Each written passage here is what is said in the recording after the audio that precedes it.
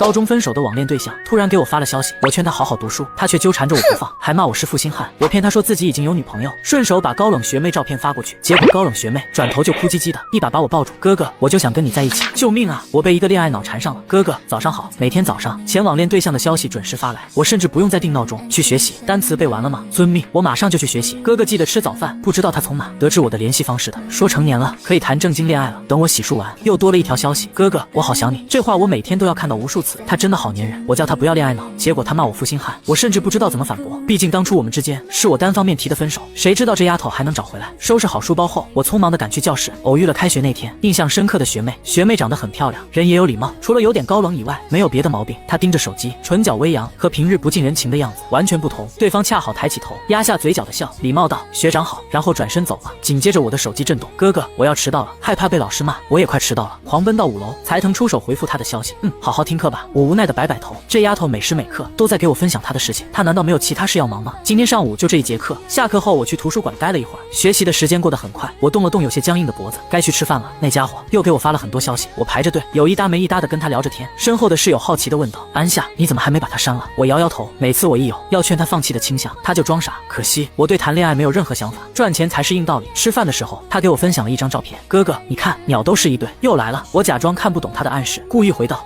你看旁边趴着的小狗，也是单身一只呢。哥哥，那你可怜可怜我这只单身小黑狗吧。”我想了想，干脆趁热打铁，告诉他我们之间不可能。毫无意外，察觉到不对劲后，这丫头立马换了话题。之前哥哥想考的学校考上了吗？怎么突然问这个？当初跟他分手，因为某些事让我意识到不应该荒废学业。说起这个，其实我是有一些愧疚的。不过直到他以成绩下降为由要我帮忙补习，我才真正狠下心提出了分手。考上了，1分钟后，真好哥哥，真厉害。我也考上了想要考的学校。他当初想考哪所学校来着？我已经忘记了。我夸赞道：“厉害。”下午是满课，吃完晚饭回到宿舍，室友们都还没有回来。叮，我收到了一张照片，今天跳了舞，头发都湿了。照片上蓬松又有些凌乱的头发，只看到半个额角，发梢湿漉漉的，额角带着汗珠。我猜这头发摸起来肯定很柔软。去洗个澡吧，别着凉了。好，哥哥真关心我。晚上临睡前，我毫不意外的收到了对方的消息，但是今天却不一样。他发了一条语音，女生的声音压得低低的，温柔清朗，像是羽毛扫过耳边，酥酥麻麻的。哥哥，你都不想摸摸我的头吗？很软的。我感觉脸一阵发烫。他是从哪学来的？傻不拉几的歪门邪道，害得我都睡不着了。早上醒过来的时候，我都还有点迷糊。昨晚梦到这家伙了，一直缠着我，甩都甩不掉。手机一震，哥哥，早上好。我昨晚梦到哥哥了，我好开心。对了，哥哥，我一直没有告诉你，我很漂亮的，我不丑。一连3条消息把我瞌睡赶走了。我问他，你怎么知道自己很漂亮？周围的人都说我漂亮，但是我不在意，只要哥哥觉得我漂亮就好了。他发了一条语音给我，声音里的小骄傲都要藏不住了。我会努力变得更美，超过别人，这样哥哥就会喜欢我了。这丫头大清早的是怎么了？说话这么直白，跟打通任督二脉似的。学习才是第一位，知道吗？知道，但是哥哥才是第一位。我把照片发给哥哥，这样就知道我长什么样了。我瞳孔一缩，连忙拒绝，下意识的感觉，如果同意了，就会有什么发生变化。连着1周他都在念叨着想见我。我告诉他，我只是一个普通人，想象中和现实中完全不一样。我还说我不喜欢比我小的，结果那丫头直接把高中谈恋爱我说的话发了过来。我不在乎你的年龄，哥哥，你扎我难过，但是我还是喜欢哥哥。我面无表情的看着这2条消息，陷入沉思。谁能来救救这个恋爱脑啊？我每天不厌其烦的提醒他学习才是硬道理。他反驳说，一次完美的大学恋爱对于一个人的身心发展有多么重要，简直是对牛弹琴。想起这1周的无用功，我就忍不住叹气，正烦恼着，紧接着就收到了语音电话，耳机里的声音断断续续，语气委屈，哥哥，我受伤了，头好痛，我不想死，哥哥，我好晕。接着我听到了他细微的抽泣声，老天爷，我还不想死，我还没有跟哥哥谈恋爱。一会儿后，我听到电话那边有其他声音，知道有人帮助了他，但还是忍不住担心他会不会有事。我试着再把电话打过去，却显示无人接听。回到寝室后，我一直提心吊胆给他发了很多消息，也打过几次电话，还是无人回应。事发突然，他的声音一直在我脑海里，感觉很无力，我什么都做不到。这一夜我都难以入睡，直到凌晨4、5点才浅眠了一会儿。晕晕乎乎当中，一阵震动把我叫醒了。我瞬间清醒，哥哥，我已经醒了，别担心，我只是轻微脑震荡，昨天一不小心说了太多胡话，对不起哥哥，让你担心了。他肯定是看到了我昨晚发过去的短信，不过幸好没有很严重，这下我才松了一口气。昨晚几乎没睡，现在一阵头晕，下床吃了饭，又回床上补觉了。醒过来的时候已经是下午1点了，然后我发现手机信息几十条，吓得我以为他又出了事。哥哥对不起，我有件事情得跟你坦白，我夸大事实了，只是想要哥哥更加关心我一点，可是好像过头了。哥哥对不起，他一直在道歉，请求我的原谅。哥哥，我错了，别不理我。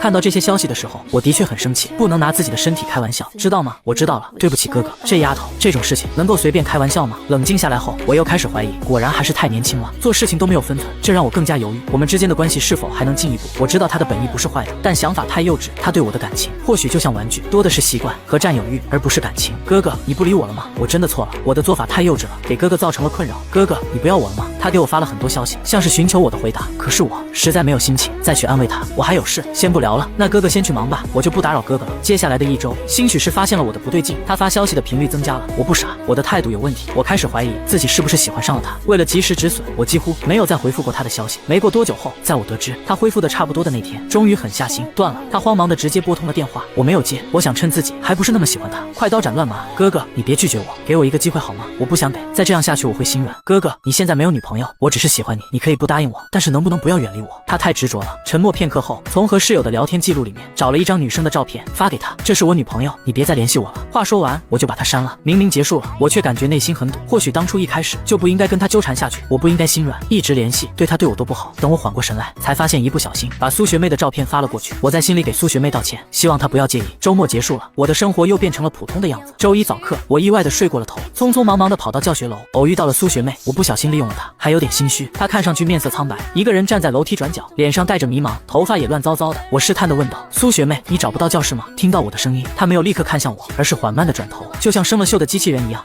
学长知道 L20 在哪吗？我给他指了个方向，他道了谢，转身走了。是没有睡醒吗？我把这事抛在脑后，掐着时间赶到了教室。上午满课，下课之后，我和室友会合，然后去食堂吃饭。室友好奇的问道：“所以你真的下定决心不再跟那位妹妹联系了？”我看了眼没有任何消息的手机，释然的笑道：“都删了。你舍得？我觉得那妹妹蛮好的，有什么舍不得的？我们不可能，就算在一起，结局还是一样，还不如不要浪费时间了。”室友叹了口气，使劲摇了摇我的肩膀，像是要把我摇醒一样。有时候觉得你理智过了头，但又能理解你。他拍了拍我的肩膀，一副恨铁不成钢的表情。不管怎样，如果你喜欢，那就去追，别想这么多。我沉默着点头。突然他的表情变了，一瞬间变得娇羞起来，转回身，拿出手机，噼里啪啦的打字：“安夏，苏学妹在你后面哎，而且如果我没看错的话，她正盯着你看，看着我，怎么可能？”于是我回头，直接对上了她的眼睛。是我的错觉吗？她眸光深色，眼里是我看不懂的探究与愕然，还有一丝丝的委屈，莫名的让我想起了某个人。然后她看向了我手里的手机，想起苏白舟给我发的消息，我心虚的遮住了手机。就在我怀疑她快要在我身上盯出一朵花时，她突然笑了笑：“学长，刚才在想事情，不好意思。”拿出手机道：“学长，可以加一个联系方式吗？都是同校的学妹，加一下联系方式也没什么。”于是我把二维码递出去，她死死地盯着我的二维码，表情委屈，眼睛都要红了的样子，可能发现了我困惑的表情。苏白舟擦了下眼睛，指了指我的头像，解释道：“我去世的小猫跟她长得很像，可是我的头像是伊尔，她是只驴。”她看上去情绪不大好。好吧，既然她说像那就像吧。学长，我不经常用 QQ， 我可以加你微信吗？于是我们交换了联系方式。午饭回到宿舍后，室友用龌龊的表情看着我，老实交代：“你和苏白舟什么关系？”我一脸懵，能有什么关系？校友关系。室友一副我不相信你，你居然连这点事都要瞒着我。看着我，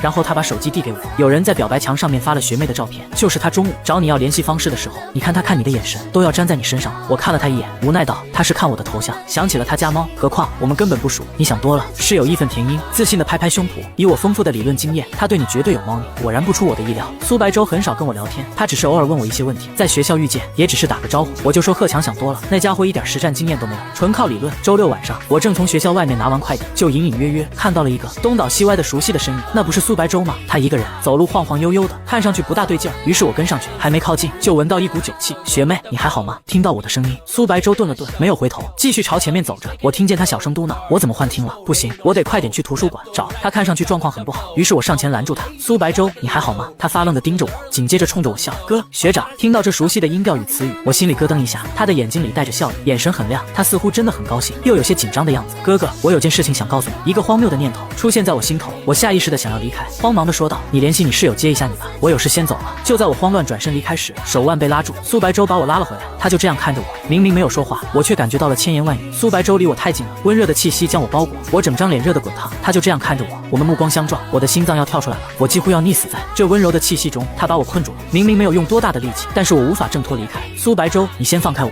几乎是话音刚落的一瞬间，他的眼眶就红了。他执拗地说道：“我不想放开你，哥哥，我就想跟你在一起。”这一晚，我忘记我是怎么回寝室的了，我只记得他紧紧牵着我的手，耍赖地说：“你自己说的，我是你的女朋友。”一切都太魔幻了，以至于第二天早上起床，我都怀疑是不是梦。直到我收到他的消息：“小夏，早上好，安哥哥，今天要去图书馆对吧？我们一起去。”这掩饰不住的得意，我双手捂住，微微发热的脸试图降温。下楼的时候，他站在宿舍楼下，一见到我就朝我走过来，明显是在等我，手里拿着早餐，十分自然的递给了我：“走吧。”然后他牵起我空着的那只手的衣袖，我吓得想要缩，他却紧紧的攥着，瘪着嘴盯着我。安哥哥又要推开我了吗？像是我做了什么罪大恶极的事情似的。我以为现实中我也能拒绝他，但是当我真的和他面对面时，狠心的话却说不出口了，只能任由他牵着。一路无话，到了图书馆，我找了个靠窗的位置，他自觉地坐到我的对面，安静地拿出书。可是他的存在感太强了，我无法忽视他。何况我现在一头雾水，我听到书页翻动的声音，他居然真的能够静下心看书。一抬头，他一只手杵着脑袋，一只手翻着书，眼睛却看着我。见我抓住他走神，还无辜又自然地冲我笑。既然看不进去，那就换个地方谈谈。于是我们找了个便于说话的奶茶店。我深吸一口气，看着坐在旁边的苏白舟。苏白舟，我们话还没说出口，苏白舟就委委屈屈地盯着我。哥哥，你又要当一次负心汉吗？他抓着我的手，冰凉的手心，眼里的渴求，让我说不出拒绝的话。苏白舟，我们慢慢来好吗？我们彼此都还不了解。听我这样说，这孩子眼睛立马就亮了起来，让我怀疑他刚才是不是在装可怜。我同情苏白舟，我身高165，体重52，不抽烟不喝酒，第一次谈恋爱，虽然没有经验，但是我好学，我会去看好女友攻略的。要不是我拉着他，他还得噼里啪啦继续说一堆。这丫头还用一脸无辜和不解的表情看着我。等我回去做个简历给小夏。我无奈的扶额，这就是理工女的严谨吗？不用这么麻烦，时间还这么多，慢慢来好吗？我试着耐心的讲明我的意思，哪成想他一下子就蔫了，耷拉着脑袋。那好吧，小夏想慢慢来就慢慢来吧。这丫头是有点得寸进尺的意思。然后我就听到她小声嘀咕着，不能跟小夏贴贴了，伤心。我假装什么都没听到，耳朵一阵发热，嘴角也止不住的勾起。晚饭吃得早，苏白舟带着我去吃校外的家常菜，说是那里的排骨玉米汤很鲜，肯定合我口味。没想到他还记得这个。高中那会儿，我跟他说过我喜欢喝这个，结果在餐馆遇到了室友和他社团的人团建，看他不怀好意和八卦的眼神，我就知道今晚逃不过了。我看着一旁兴冲冲的苏白舟，算了，既然心里舍不得拒绝，那就试试吧。回学校的路上，苏白舟时不时的看我一眼，像是有话要说。视线相对的那一刻，他小心翼翼地问道：“小夏，我能牵你的手吗？”见我沉默，他赶紧补充道：“拒绝也行，我不会难过的。”明眼人都看得出来，他毫不遮挡的渴望，实在不忍心拒绝。见我答应了，他看了我一眼，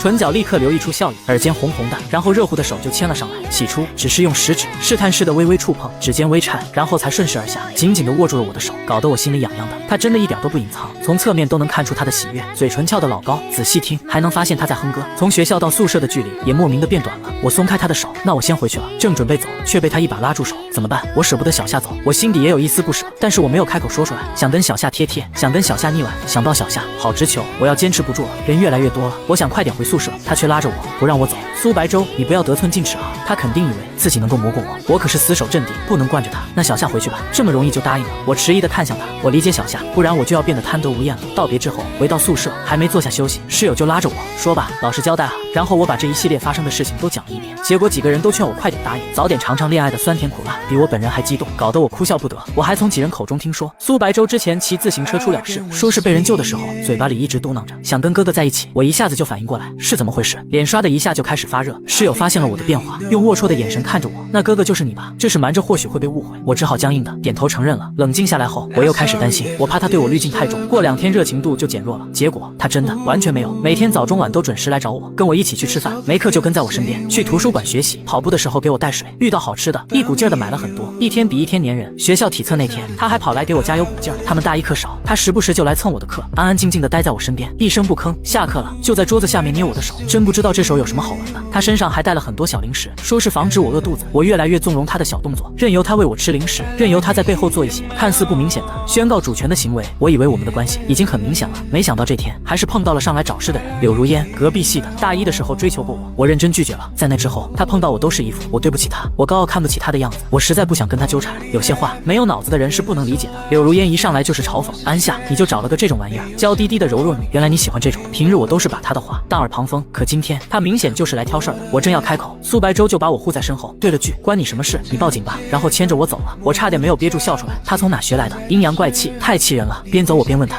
从哪学来的，他耳朵立刻就红了，支支吾吾解释道，之前在论坛上看到关于这个人的帖子了，我提前学了点，怕吵不赢。看样子他是知道柳如烟和我的事情了，主要是柳如烟实在太讨人嫌，学校很多人都知道他的事情。我端详着苏白舟，这时我倒是觉得没什么，我怕他把柳如烟的话听进去了，于是安慰道，他就那样，别把他的话放心上。可能是没猜到我会安慰他，苏白舟抬头眼巴巴地看着我，毫不顾忌周围人伸手抱住我，还带着我左右摇晃，小声说道，小夏真好，我没放心上。结果周末他突然约我去看他跳舞，我看着他在舞台上身体跟着旋律舒展，每一个动作都很扎实，听见一旁的男生在讨论他不经意间露出的腹肌，内容实在令人面红耳赤。我忍不住低头看手机，没过一会儿，身前的阳光被遮住，苏白舟微低着头，微湿的碎发遮住了眼，我的视角却看得很清，他眼睛里带着肆意的张狂，蹲下身与我平视，小夏，我跳得好看吗？这副求表扬的小模样实在是犯规。我的脸发起烧来，掩饰的转移视角，看向他的嘴角道，很美。然后我就听到了一声轻笑，小夏，你是想亲我吗？我的头立马摇的跟拨浪鼓似的，要亲也不能现在亲啊！幸好休息时间结束，救了我一命，不然我真有种他现在就要亲上来的错觉。没忍住看向苏白舟离开的背影，是什么时候开始他变得这么伶牙俐齿了？比赛结束之后，时间也不早了，苏白舟的朋友本想叫我们一起去吃个饭，却被苏白舟拒绝了。我没问他为什么拒绝，等人都走得差不多了，看到他狡猾的表情，我才隐隐察觉他的意图。小夏还没亲我呢，看着他狡黠的眼神，可能以为我会答应，可惜了，我可不是这么好拿捏的。你身上全是臭汗，不想亲？苏白舟眨了眨眼道，如果没有汗，小夏就会亲我了。那当然，可惜他没机会了。吃完饭我就回宿舍，于是我放心地点了点头，接着他就叫我在这里等一会儿。我有种不好的预感。10分钟后，一身清爽的苏白舟出现在我的面前，我是真没想到学校舞蹈房里还有淋浴间，我也没想到苏白舟居然带了备用的衣服，这下没辙了。但坚强的我是不会服输的。你闭上眼睛，我打算亲脸敷衍一下，做好心理准备之后靠近他，立刻就发现了他作弊的半睁着眼。这家伙，你用手捂着，不许偷看。这下准备好了，一鼓作气，等我瞄准脸庞，闭上眼睛亲上去，却感觉到柔软的唇角，睁开眼就发现他在分开的指缝之间明目张胆的偷看，这种行为实在可耻。我的脸迅速涨红，转头不想理他，又立刻被他拥在怀里。他低垂着眼，把头搁在我的肩颈处，轻笑，小夏真可爱。冷静下来之后，我内心复杂，有一种孩子长大了的感觉。明明以前都只有我说他可爱的份儿，之后他牵着我去食堂吃饭，跳舞消耗很大，吃了一大碗的馄饨，随后他又不情不愿地送我回宿舍。要不是我坚持今天要早点回宿舍，他还想带我去操场散步。我合理怀疑这不是简单的散步，这家伙肯定夹带私货。今天的刺激已经够了。等回到宿舍，我脸上的热意都还没有散下来，室友们一脸八卦地看着我。室友调侃道，安夏，自从你谈了恋爱，跟变了个人似的，以前你就是无情的学习机器，现在你就是冷酷的单身狗杀手。就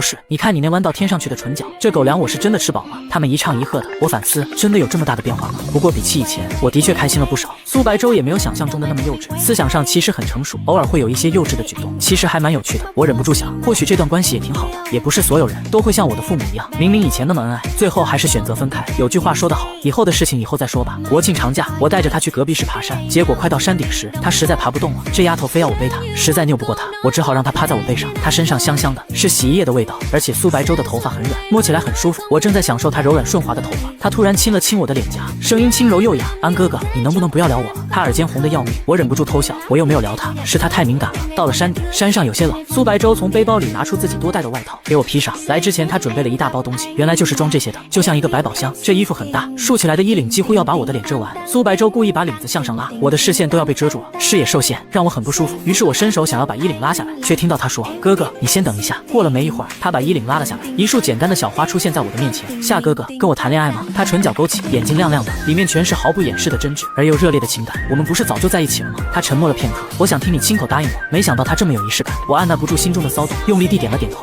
然后苏白舟把花放到一旁，温热的气息渐渐靠近我，我把她拥在怀里，她声音轻柔，像是压抑着什么。太好了，安哥哥终于是我的了。然后他认真地看着我，我会永远跟安夏在一起的。不知道他是怎么察觉出来我的顾虑的，笨拙地用最简短的句子说着最动听的话语，柔软的发丝划过我的颈部，他埋着头，像是一根羽毛划过。安夏好香，他就像一只大型犬似的，一直贴，嗅，他把我抱得好紧，粘在我身上，狗皮膏药似的甩不掉。我想着等他这股激动劲儿过去了就好了。接着他开始愈演愈烈，抱着我嘟囔，安夏，我好喜欢你，你喜欢我吗？刚开始我还会认真回答，在他问了几十遍后，我的语气开始变得无奈且敷衍起来。然后这丫头不乐意了，安夏负心汉，你敷衍我，你不爱我了。这话总觉得很耳熟，但一时间想不起来在哪听过。为了堵住他的嘴，我决定直接用行动表示。他被我突如其来的靠近吓愣了，直到我快要远离他时才回过神来。然后我的后脑勺被他按住，衣领再次拉了上来。明明山上的风很大，我却感受不到一丝凉意，只觉得心里暖暖的。下山的时候，他还不厌其烦地念着喜欢安夏，我笑着回答道，我也喜欢你。正是和苏白舟在一起1年后，我以为他的粘人会消减很多，可这劲儿跟刚开始在一起似的，愈演愈烈。我因为临近毕业，实在没时间陪他，他也很理解的，乖乖待在宿舍，不来打扰我。起初我还在纳闷，以他那股黏糊劲儿，居然这么老实。但是他真的憋住没来找我，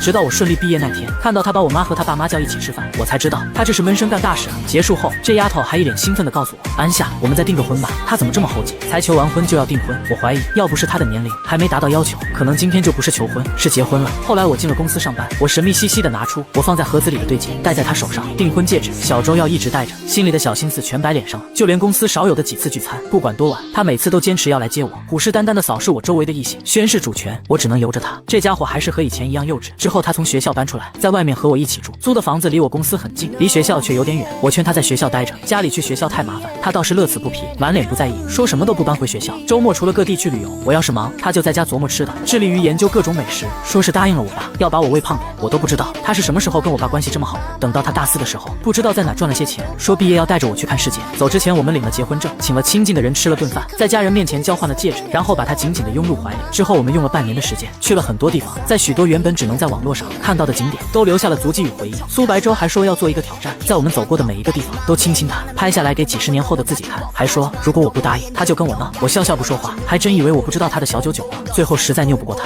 无奈摆头，自己家的只能宠着了呗。